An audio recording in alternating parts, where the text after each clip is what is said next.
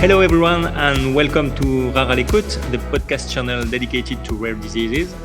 Today we are discussing Cushing syndrome, and to talk about it, we are pleased to welcome Professor Olivier Chabre. Professor Chabre, you are an endocrinologist, a university professor at the Grenoble Faculty of Medicine, and a hospital practitioner in the endocrinology-diabetology department of the Grenoble University Hospital. You are also responsible for the Competence Center for Rare Pituitary Diseases. So, Professor Chabre, my first question is quite simple. What are the clinical signs and symptoms that should suggest a Cushing syndrome? It is the most important question for clinicians that are implicated with this patient. Cushing syndrome has many signs, but most of these signs are non-specific, which makes the diagnosis difficult because this patient may have abdominal obesity, hypertension, diabetes, and this looks very much like a much more common condition, which is called metabolic syndrome.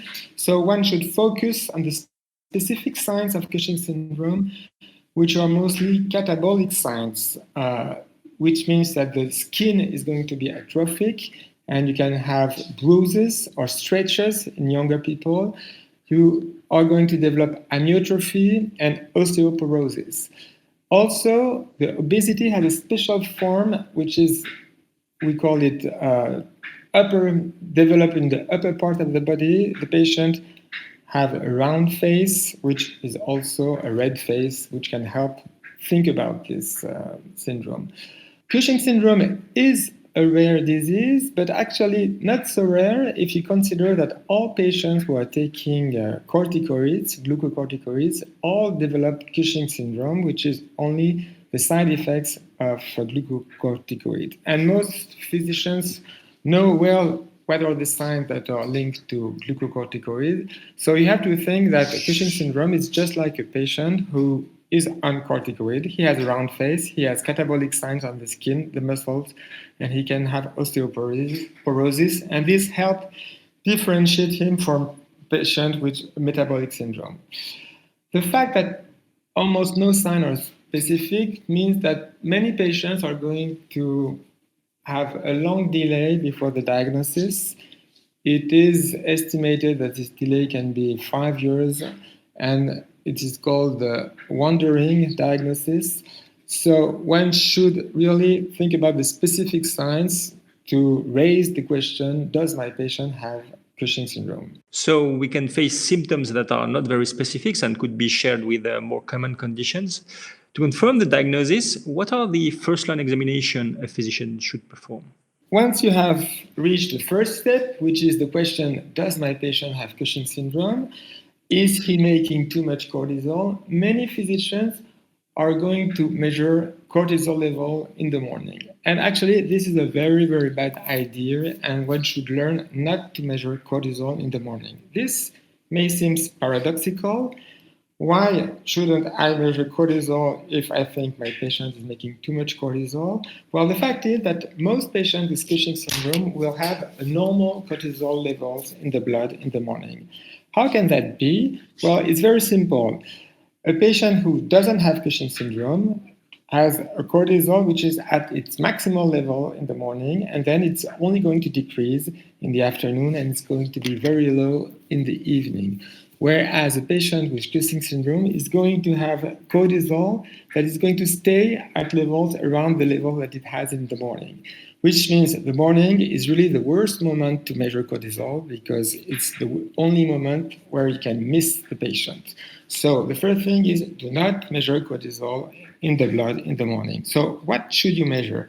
There are 3 first-line diagnosis tools that you can use. The first one is to measure cortisol in the urine, in a collection of urine of 24 hours. And this is a very good exam because it reflects the average levels of free cortisol in the blood.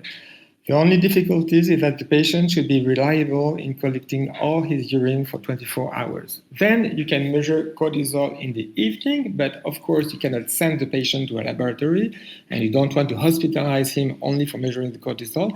You can actually measure the cortisol in the saliva, and the patient is going to do himself a sampling of saliva, which is going to be sent to the laboratory. And this works very well. It will show that in the evening, the patient with Cushing syndrome has much higher level than a normal patient.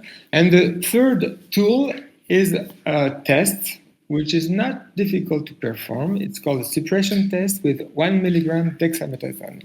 You're going to prescribe to a patient 1 milligram dexamethasone, and he's going to take them in the evening at 11 or midnight, and he's going to have his cortisol measured in the blood the next morning at 8 a.m. And a patient with hypercortisolism, with Cushing syndrome, is not going to have a low cortisol in the morning, whereas a patient who does not have Cushing syndrome will have suppressed level to very low level of cortisol in the morning.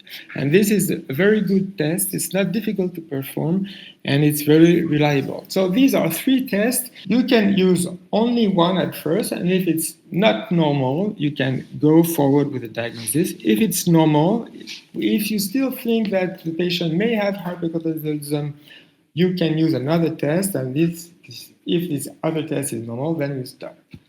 But with the use of these three tests, and if you remember not to use cortisol in the morning, then you should identify which of your patients with a metabolic syndrome plus catabolic signs does indeed have Cushing syndrome. And then, Professor Chabre, when hypercortisolism has been confirmed, how to identify its origin? So the next step, when you're sure that the patient has hypercortisolism, is to find out whether it's an adrenal disease or if it's related to a tumoral secretion of ACTH.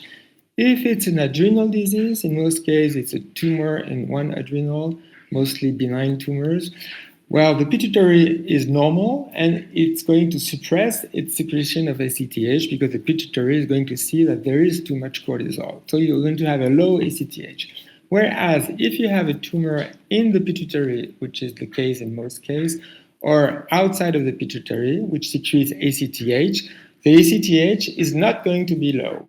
You have to take attention to the fact that the ACTH is not always going to be elevated. It can be normal, but normal level of ACTH are inappropriate if cortisol is too high.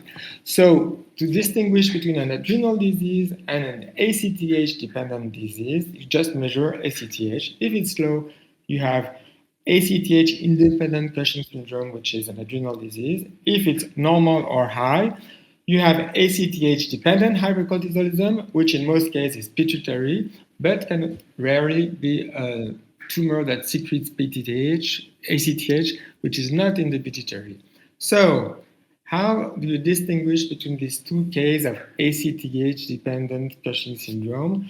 Well, you first have imaging, MRI imaging of the pituitary, or CT scan imaging of the abdomen and the thorax. The problem is that even if you have a pituitary tumor, which is the case in most cases, you're not going always to see it at MRI. Even the best modern MRI are going to miss around 30% of the patient because they can have very small microadenoma or adenoma that don't have a signal different from the normal pituitary.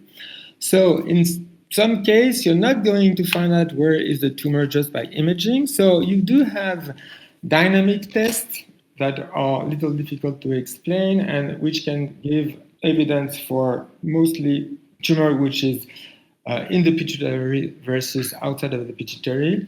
And in difficult case, you will have to use a complicated exam, which is called bilateral inferior petrosal sinus sampling, in which you're going to measure the ACTH level in the venous blood just outside of the pituitary. And if you see that in this petrosal sinus, the ACTH is higher than in a peripheral vein, you have demonstrated that the tumoral secretion of ACTH does come from the pituitary, even if you don't see the adenoma on MRI. And this is very important because it will allow you to treat a patient as a patient who does have a tumor in the pituitary. And now, Professor Chabre, if the origin is indeed pituitary, which is the most common case, what kind of treatments can we propose to patients? Having a tumor in the pituitary with Cushing syndrome, it's around 80% of all cause of Cushing syndrome. And we do advocate, like most specialized teams, that the patient be operated by an expert neurosurgeon who is going to perform transsphenoidal surgery, which is not a heavy surgery for the patient. It's a very specialized surgery, of course. It does not have a lot of risk.